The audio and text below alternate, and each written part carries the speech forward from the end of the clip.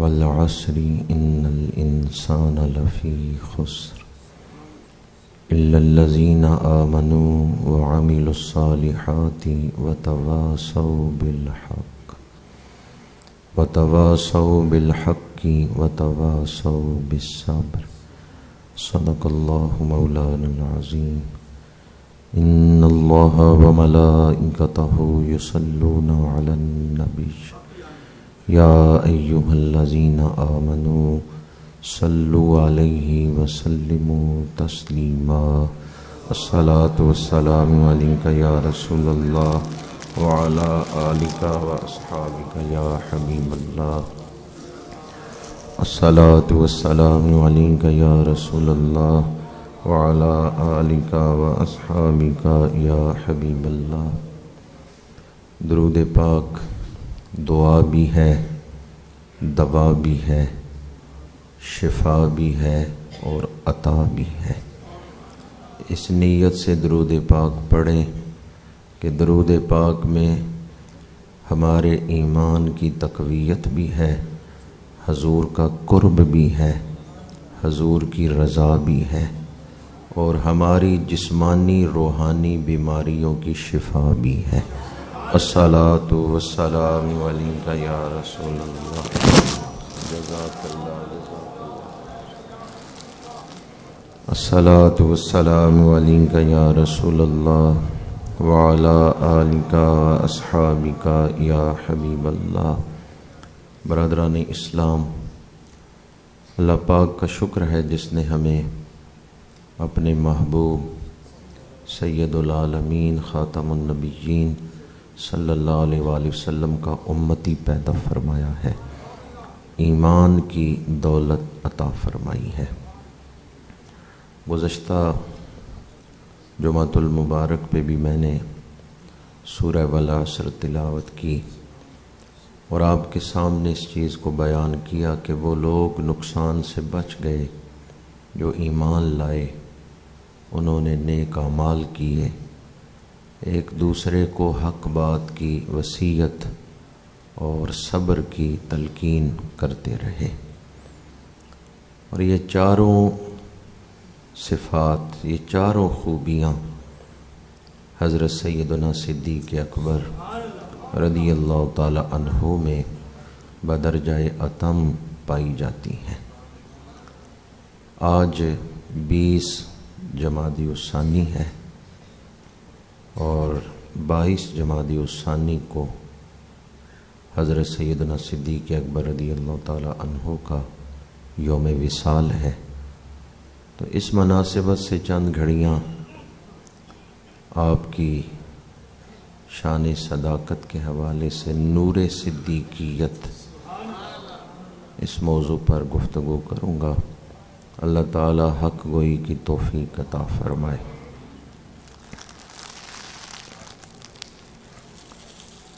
صدیق عکس حسن و جمال محمد است، فاروق ذل جاہ و جلال محمد است، عثمان ضیائے شمع جمال محمد است، حیدر بہار باغ خصال محمد است. ایمان ما اسلام ما اطاعت خلفائے راشدین، ایمان ما محبت آل محمد است. اللہ تعالیٰ کا قرب حاصل کرنا یہ ہماری تخلیق کا مقصد ہے. اللہ تعالیٰ کی پہچان، اللہ تعالیٰ کی محبت، اللہ تعالیٰ کا قرب، یہ ہماری تخلیق کا مقصد ہے. لیکن اللہ تعالیٰ کے قرب کے مختلف مدارج ہیں. تمام مخلوقات ایک درجے میں اللہ کا قرب نہیں حاصل کر سکتے. سب سے زیادہ قرب کی استعداد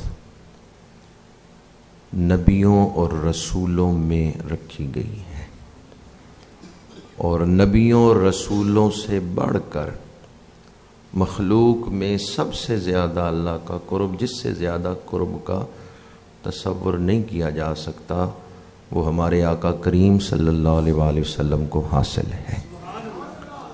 اور جسے بھی اللہ کا قرب ملا ہے یا ملے گا، وہ حضور کا صدقہ ہی ملے گا۔ سب سے زیادہ اللہ کا قرب دنا فتدلی فکان قاب قوسین او ادنا، یہ جو انتہائی درجے کا قرب خداوندی ہے، یہ ہمارے آقا کریم صلی اللہ علیہ وآلہ وسلم کو حاصل ہے، اور حضور کی نسبت سے ہی، حضور کے فیض سے ہی مخلوقات کو اللہ کا قرب نصیب ہو رہا ہے۔ نبیوں کے بعد سب سے زیادہ جو قرب حاصل ہے وہ صدیقین کو حاصل ہے۔ انعم اللہ علیہم من النبیین والصدیقین والشہداء والصالحین وحسن اولئک رفیقا۔ تو اس مقام پر اللہ کریم نے جب اپنے انعام کو بیان کیا ہے تو سب سے پہلے نبوت کا ذکر کیا ہے، اس کے بعد صدیقین، پھر شہداء، پھر صالحین۔ تو نبیوں کے بعد سب سے زیادہ قرب خداوندی صدیقین کو حاصل ہوتا ہے۔ صدیقیت کیا ہے؟ صدق سے دیکھیں، مختلف اس کے اندر نکات ہیں، اسرار و رموز ہیں، اور اس کو بیان کرنے کے مختلف پہلو ہیں کہ مقام صدیقیت کیا ہے۔ یہ تو اکثر علماء نے یا سب نے بیان کیا ہے کہ صدیقیت سے آگے نبوت کا دائرہ شروع ہو جاتا ہے، کیونکہ اللہ تعالیٰ نے جب ذکر فرمایا تو نبیوں کے بعد متصلاً صدیقوں کا ذکر فرمایا ہے۔ تو یہ تو سب نے بیان کیا کہ صدیقیت کی جہاں انتہا ہے، اس سے آگے نبوت کا دائرہ شروع ہو جاتا ہے۔ لیکن صدیقیت کسے کہتے ہیں، اس کو بھی مختلف پہلوؤں سے بیان کیا گیا۔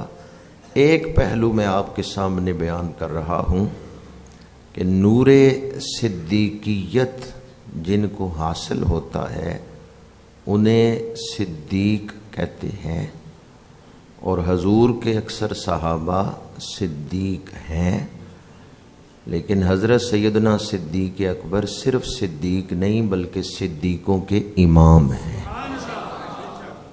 آج ہم جس ہستی کا ذکر کر رہے ہیں وہ امام الصدیقین ہے، وہ صدیق اکبر ہیں، بڑے صدیق۔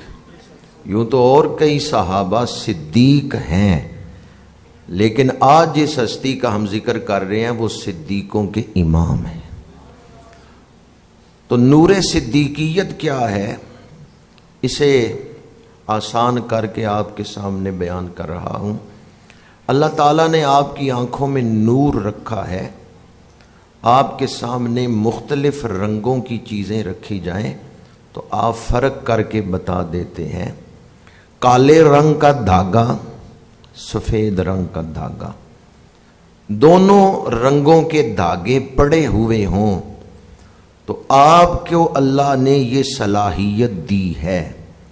آپ لوگوں کی آنکھوں میں اللہ نے نظر رکھی ہے، نور رکھا ہے، آپ فرق کر کے بتا دیتے ہیں یہ کالا دھاگا ہے، یہ سفید دھاگا ہے۔ صدیق کے دل میں اللہ نے وہ نظر رکھی ہوتی ہے، وہ فرق کر کے بتا دیتا ہے یہ حق ہے، یہ باطل ہے۔ حق اور باطل میں فرق کرتے ہوئے صدیق کو تذبذب نہیں لگتا، وہ تذبذب میں مبتلا نہیں ہوتا۔ جس کی نظر کمزور ہو اور بہت کمزور ہو، اس کے سامنے دو رنگوں کے دھاگے رکھیں، اسے ذرا کوشش کرنی پڑے گی، اور ممکن ہے شناخت کرنے میں وقت لگ جائے۔ نظر بہت کمزور ہے وہ فرق نہیں کر پا رہا یہ کالا دھاگا ہے یہ سفید دھاگا ہے، لیکن جس کی نظر تیز ہے وہ پہلی نظر میں ہی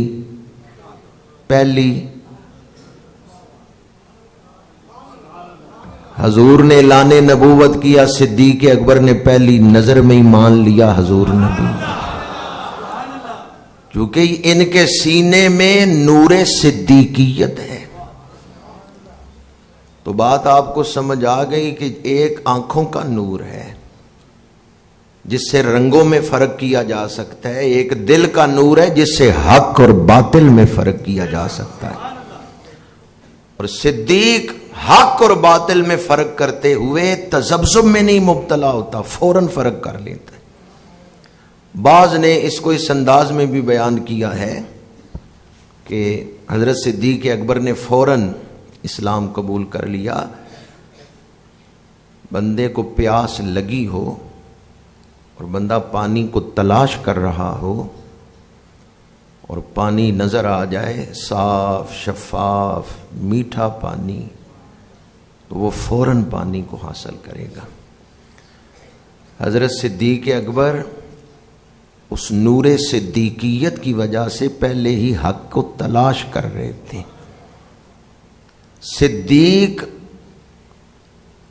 غور و فکر کر کے حق کا متلاشی ہوتا ہے، لیکن جو ہی اسے حق کی دعوت دی جاتی ہے وہ فوراً حق کو قبول کر لیتا ہے۔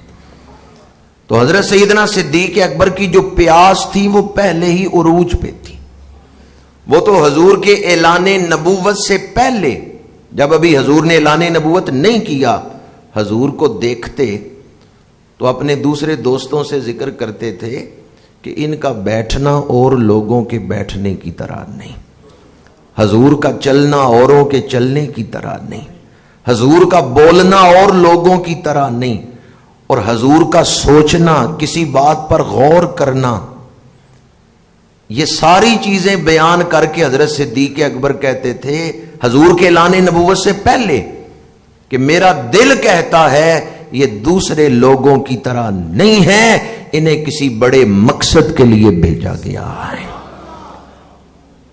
تو جو ہی حضور کی محبت پہلے دل میں گھر کر چکی تھی، جو ہی حضور نے اعلان نبوت کیا، آپ نے بغیر کوئی مطالبہ کیے فوراً آپ کی غلامی کا پٹا پہن لیا ہے، فوراً اسلام قبول کر لیا ہے۔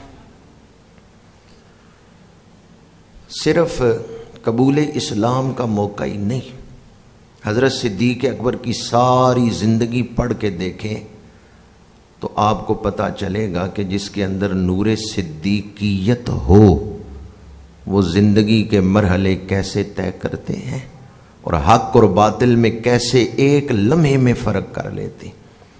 قبول اسلام کا مرحلہ آیا تو آپ نے کوئی معجزہ مانگا ہے؟ نہیں۔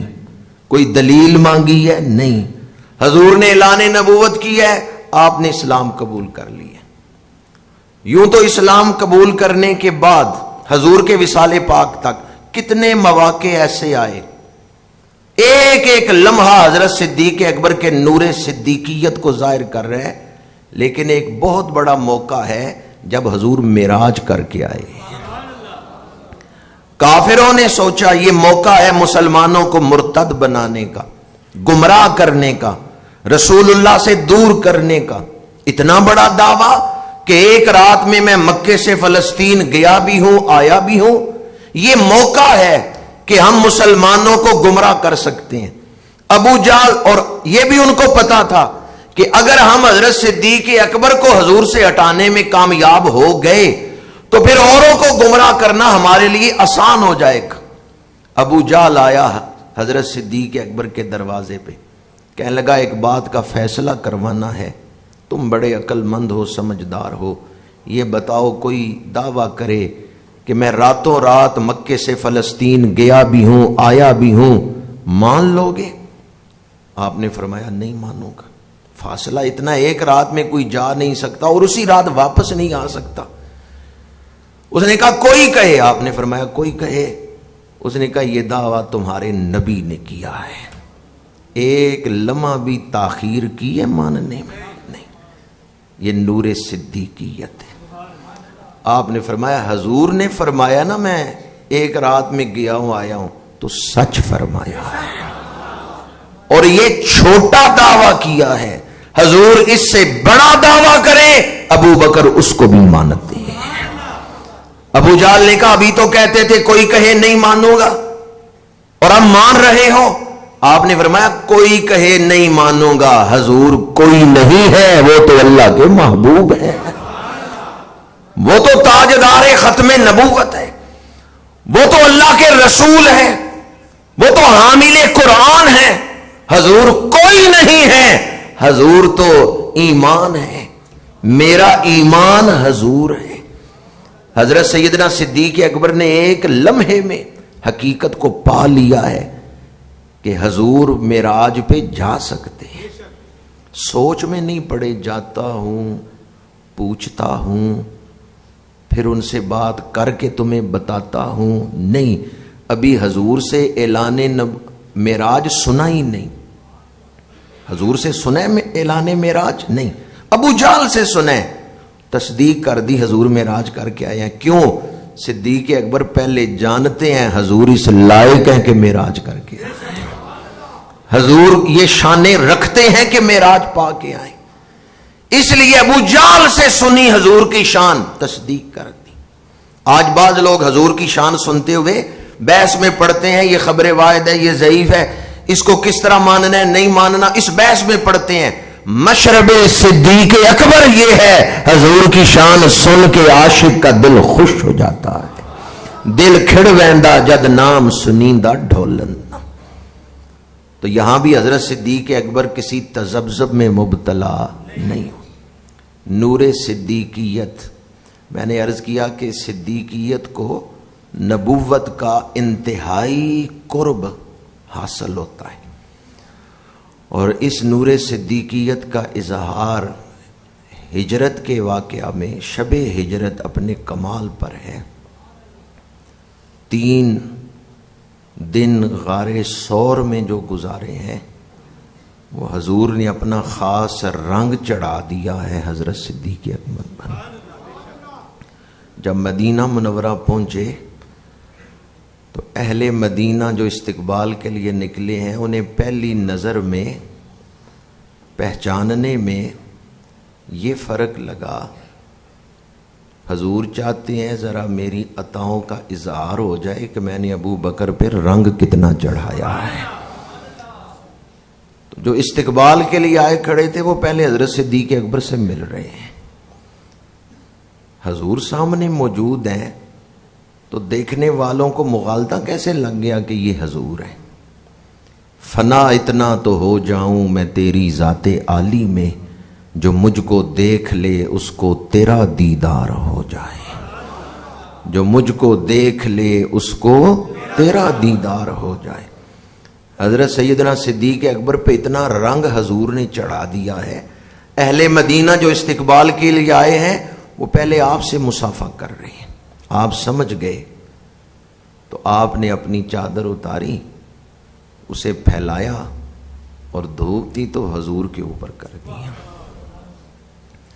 یہ دھوپ سے بچانے کے لیے چادر کی ہے؟ نہیں، یہ اپنی غلامی کے اظہار کے لیے کی ہے، اپنی غلامی کے اظہار کے لیے کی ہے، ورنہ میرے آقا کریم پہ تو بادل سایہ کرے۔ اگر ایسی دھوپ ہوتی جو اذیت دینے والی ہوتی بادل سایہ کرتے۔ حضرت صدیق اکبر جو چادر پھیلا رہے ہیں وہ اپنی غلامی کا اظہار کر رہے ہیں۔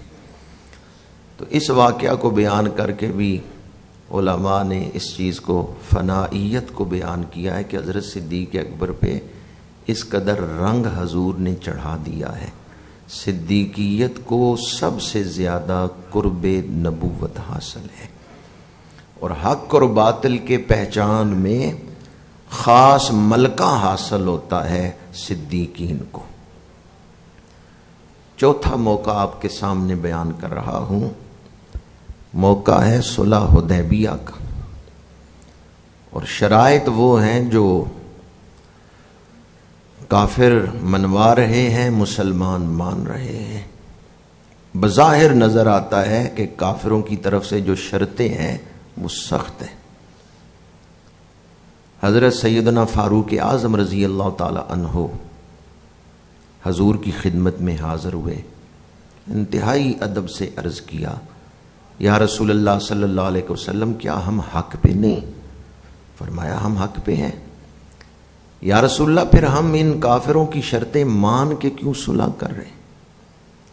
فرمایا میں اللہ کا نبی ہوں اور میں وہی کرتا ہوں جس کا حکم میرا رب مجھے دیتا ہے۔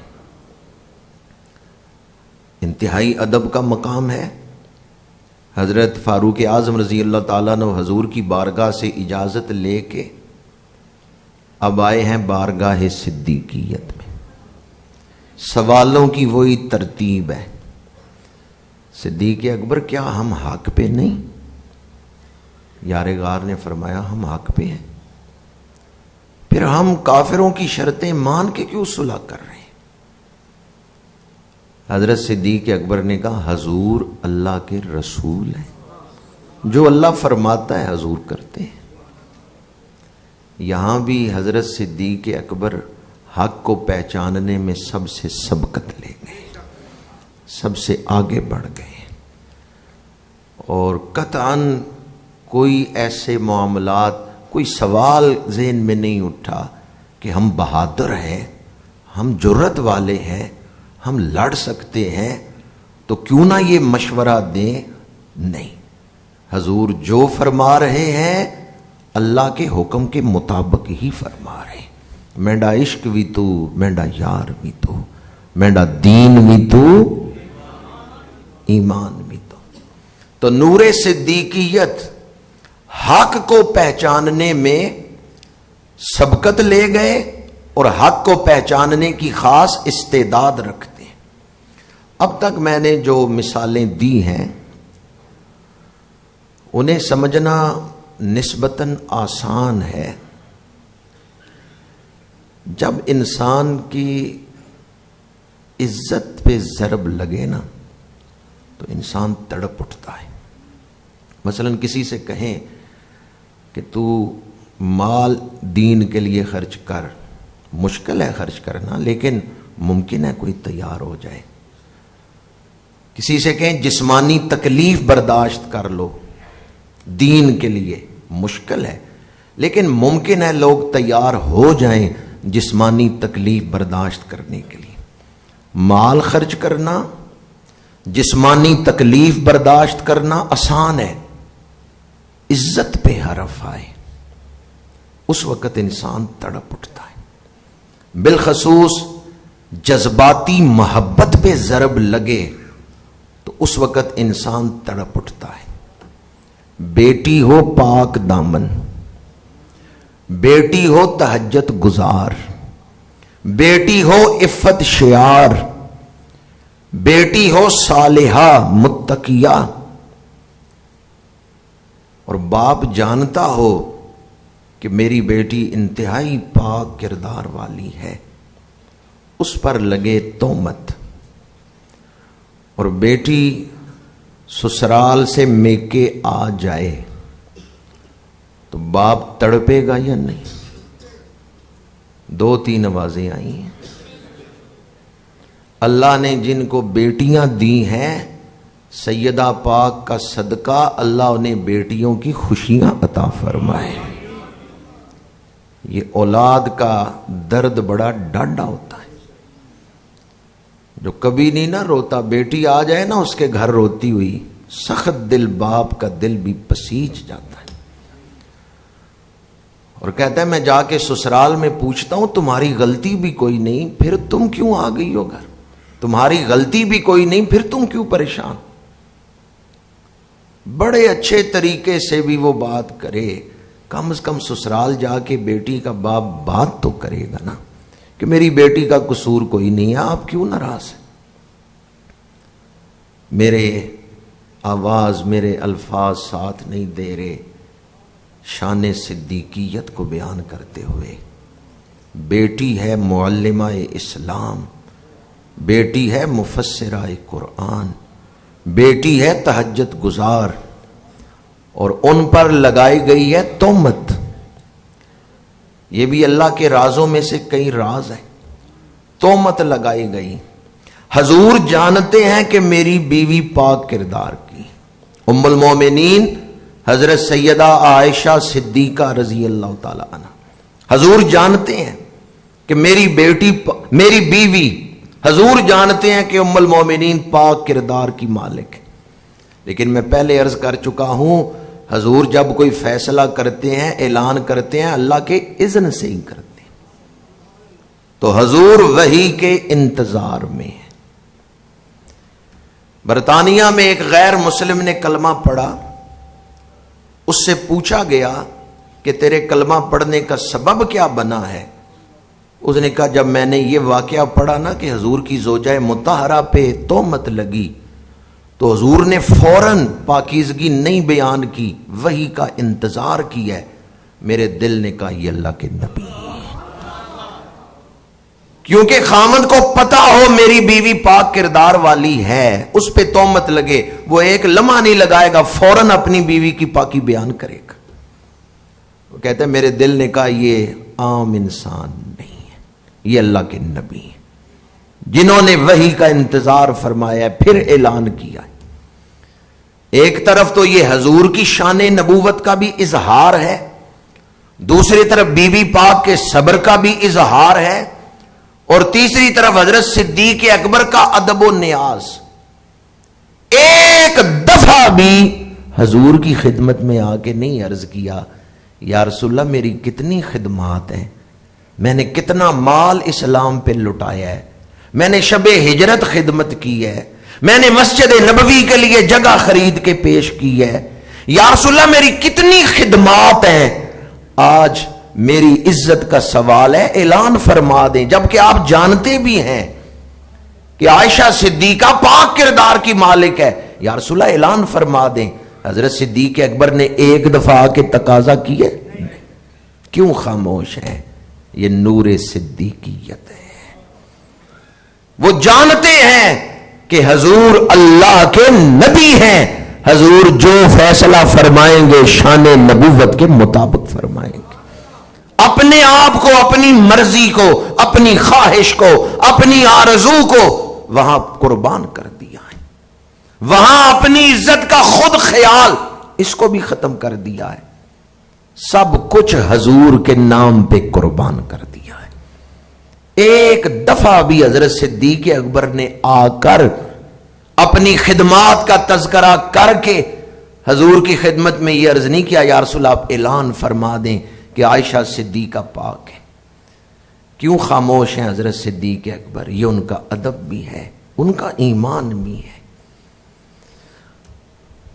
اور قرآن پاک کی وہ آیات وقت نہیں کہ میں آپ کے سامنے تلاوت کرتا جن میں اللہ پاک نے ام المومنین حضرت عائشہ صدیقہ کی شان بیان کی، صحابہ کرام کے حوالے سے اللہ کریم نے کلام فرمایا، اور حضرت صدیق اکبر کی عظمت دیکھیں۔ میں نے نور کا ذکر تو کیا کہ صدیق کو نور حاصل ہوتا ہے جس سے وہ حق اور باطل میں فوراً فرق کر کے حق کی تائید کرتا ہے، لیکن ساتھ یہ بھی تو دیکھیں نور صدیق، صدیق کسے کہتے ہیں؟ جو قول میں بھی سچا، جو نیت میں بھی سچا، جو عمل میں بھی سچا، جو جذبات میں بھی سچا، ارادوں میں بھی، استقامت کے وقت بھی۔ صدیق کو جس پہلو سے دیکھیں، جس زاویے سے دیکھیں، جس حوالے سے دیکھیں، وہاں صدق ہی نظر آتا ہے، جینوئن، حقیقت، سچائی۔ پھول کاغذی بھی ہوتا ہے، ضروری نہیں ہمیشہ پھول حقیقی پھول ہو، کاغذی پھول بھی لوگوں نے گھروں میں سجائے ہوتے ہیں۔ صدیق کو دیکھنے والا دھوکے میں مبتلا نہیں ہوتا، صدیق کو جس پہلو سے دیکھیں وہاں سچائی ہی نظر آتی ہے، وہاں حقیقت ہی نظر آتی ہے۔ وہ کہتے ہیں نا ایاکا یا رسول اللہ آپ اعلان فرما دیں میری عزت بچ جائے، نہیں، حضرت صدیق اکبر نے اپنے آپ کو مکمل حضور کے حوالے کر دیا ہے۔ حضور جو فرمائیں گے، حضور ہمیشہ حق ہی فرماتے ہیں، حضور ہمیشہ سچ ہی فرماتے ہیں۔ ایمان کی سمجھ آ رہی ہے آپ کو؟ ایمان کسے کہتے ہیں؟ اپنی سوچ، اپنا ارادہ، ہماری حیثیت کیا ہے اس بارگاہ میں؟ ہم اپنی سوچ کو پیش کریں، ہم اپنے ارادوں کو پیش کریں. جو قرب رکھتے ہیں نا، جنہیں اللہ نے قرب دیا ہے حضور کا، ان کے اندر ایسی صفتیں بھی رکھی ہیں. وہ جانتے ہیں قرب کے تقاضے کیا ہیں، وہ جانتے ہیں قرب کے آداب کیا ہیں. نور صدیقیت کو بیان کرنے کے لیے میں نے 4-5 مثالیں حضرت صدیق اکبر کی زندگی سے اور حضور کی سیرت پاک سے آپ کے سامنے دیں. بی بی پاک کا ذکر کر رہا ہوں تو یہاں صرف اتنا، اگرچہ اس موضوع سے وہ تو تعلق نہیں رکھتی بات، جو سورہ والعصر میں نے تلاوت کی اس میں بھی ہے وَتَوَاصَوْا بِالْحَقِّ وَتَوَاصَوْا بِالصَّبْرِ، ایک دوسرے کو حق بات کی وصیت کرتے ہیں. اور یہ تو میں عرض کر چکا ہوں کہ صدیق حق کو پہچاننے میں دوسروں سے سبقت لے جاتے. تو صبر کتنا ہے. بیٹی پہ تہمت لگی ہے، صدیق نے زبان کھولی. صبر کتنا ہے، کمال درجے کا صبر ہے. سانپ پیر پہ ڈنگ مار رہے، صدیق اکبر نے پیر ہٹایا. صبر کمال درجے کا ہے. یوں تو آپ کی زندگی میں اور کئی مثالیں ہیں. ایک ایک لمحہ جو ہے وہ صدیقیت کی گواہی دے رہے ہیں. ایک ایک واقعہ، ایک ایک فیصلہ بتا رہا ہے کہ یہ صدیق کا فیصلہ ہے. ایک ایک عمل بتا رہا ہے کہ یہ صدیق کا عمل ہے. لیکن جب میرے آقا کریم کا وصال ہوا ہے نا، اس وقت بڑے بڑے جلیل القدر صحابہ ہجر رسول، غم رسول اس طرح مبتلا ہوئے ہیں کہ ابتدان یوں ہجر رسول میں وہ رو رہے ہیں کہ اس وقت جو ان پر فرض تھا ادھر وہ متوجہ نہیں ہو رہے، ہجر رسول میں رو رہے ہیں. حضرت فاروق اعظم شدت کرب میں، شدت گریہ میں مبتلا ہیں. سب سے پہلے کس نے ان تڑپتے ہوئے صحابہ کو سینے سے لگا کے فیصلہ سنایا ہے، وہ حضرت صدیق اکبر ہیں، جنہوں نے حضور کے وصال پر امت کو سنبھالا ہے اور وہ فیصلے کیے ہیں. حضور ضیاء الامت رحمت اللہ تعالی علیہ نے ضیاء القرآن میں یہ بات نقل کی ہے جو میں آپ کو سنا رہا ہوں. آپ فرماتے ہیں کہ جو 2.25 سال 2.5 سال آپ کی خلافت ہے نا، اس کا ایک ایک فیصلہ بتاتا ہے کہ آپ صدیق اکبر ہیں. آپ کی ہر تدبیر ہم آہنگ تقدیر ہیں. آپ کو جو نور صدیقیت حاصل تھا، آپ نے بطن غیب کے پردے چیر کر، حجابات ہٹا کر حقیقت کو پا لیا اور امت کو فتنوں سے نکال لیا. بظاہر ابتدان آپ کے فیصلوں پہ کئی صحابہ حیران ہو جاتے، یہ مشکل فیصلہ ہے، لیکن بعد میں وہی تائید کرتے کہ حضرت صدیق اکبر کا فیصلہ ہی سچا فیصلہ ہے جس سے امت کو فائدہ ہوا ہے. حضور ضیاء الامت نے لکھا ہے کہ وہ جو 2.25 سال ہے نا خلافت کے، ان کا ایک ایک فیصلہ بتا رہا ہے کہ یہ صدیق اکبر کا فیصلہ ہے. آپ نے اس وقت امت کو سنبھالا ہے اور حضور اپنی امت حضرت صدیق اکبر کے حوالے کر کے گئے ہیں. جب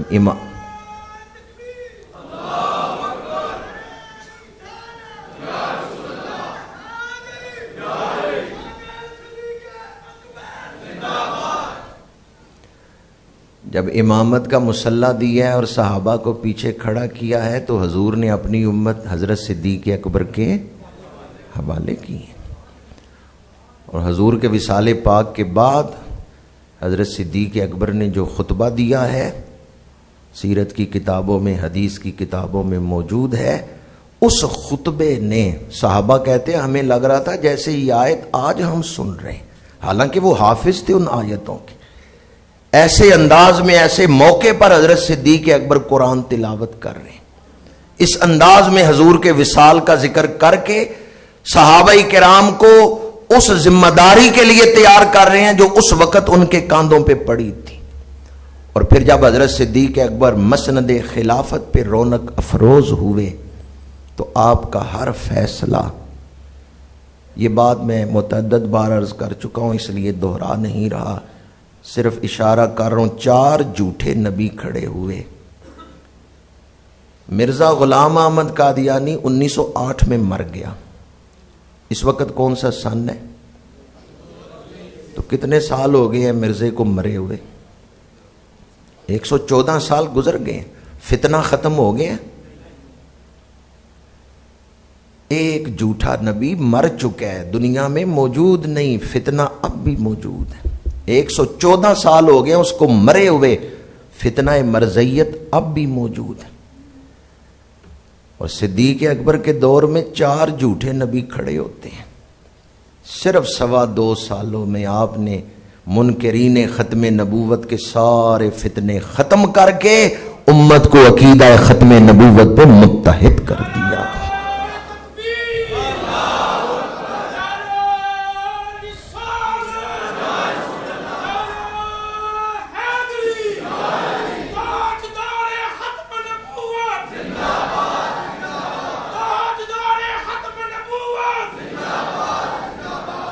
تحریک ختم نبوت کے پہلے مجاہد ہیں تو حضرت سیدنا صدیق اکبر ہیں.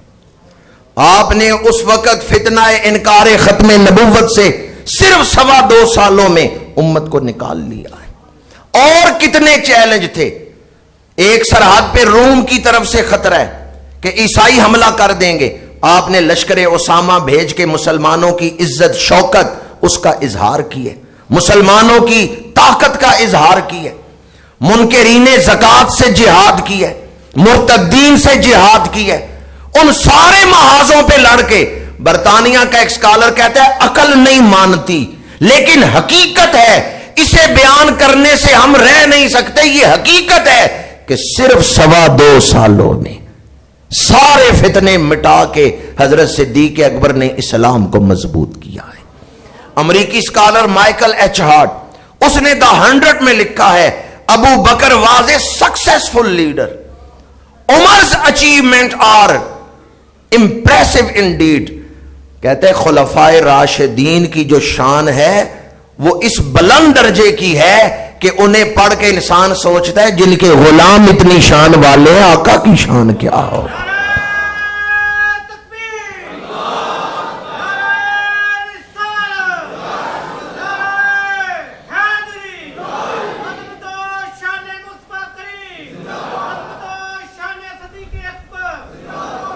ولیم میور ہو یا مائیکل ایچ ہارٹ, یہ سب حضرت صدیق اکبر کی شان, حضرت فاروق اعظم کی شان بیان کر رہے. ولیم میور نے لکھا ہے رسول اللہ صلی اللہ علیہ وآلہ وسلم کے بعد اسلام کے سب سے بڑے محسن ہیں تو حضرت صدیق اکبر ہیں. قیامت تک آنے والے مسلمانوں کی گردنوں پہ حضرت صدیق اکبر کا احسان ہے جنہوں نے اسلام کو بچایا ہے. اس فتنوں کے دور میں مضبوط ارادہ, استقامت. میں اپنی گفتگو کو اس پیغام پر ہی سمیٹ رہا ہوں. اسلام دین حق ہے, انسانیت کی فلاح کا ضامن ہے. جہاں سے میں نے گفتگو شروع کی, ہماری زندگی کا مقصد اللہ کا قرب حاصل کرنا ہے. اسلام چاہتا ہے آپ لوگ ایک خوبصورت زندگی گزاریں, آپ ایک کامیاب زندگی گزاریں.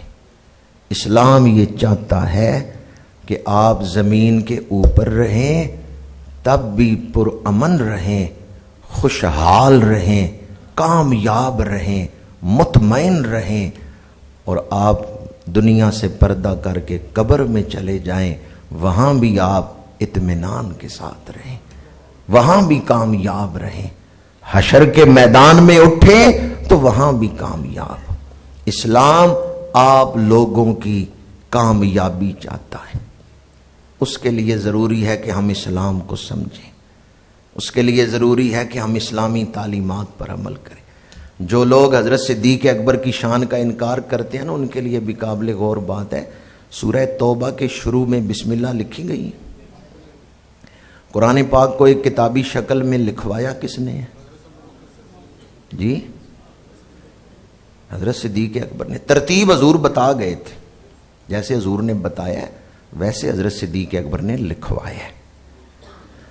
لیکن ایک کتابی شکل میں 2 گتوں کے اندر کس نے لکھوایا ہے؟ حضرت صدیق اکبر۔ جب یہ سورہ توبہ لکھوانے کا وقت آیا نا تو حضرت صدیق اکبر نے فرمایا کہ میرے مصحف میں تو بسم اللہ نہیں ہے، جن صحابہ کو حضور نے لکھوایا وہ گواہی دیں کسی کے پاس سورہ توبہ سے پہلے بسم اللہ لکھی ہوئی ہے کہ حضور نے لکھوائی ہو۔ جتنے صحابہ کرام گواہی دینے آئے جن کے پاس وہ تحریریں موجود تھیں قرآن پاک کی جو حضور نے لکھوائی تھیں، کسی کے پاس بھی بسم اللہ کی تحریر نہیں نکلی۔ پھر ان ساری گواہیوں کی روشنی میں حضرت صدیق اکبر نے سورہ توبہ کے شروع میں بسم اللہ نہیں لکھوائی۔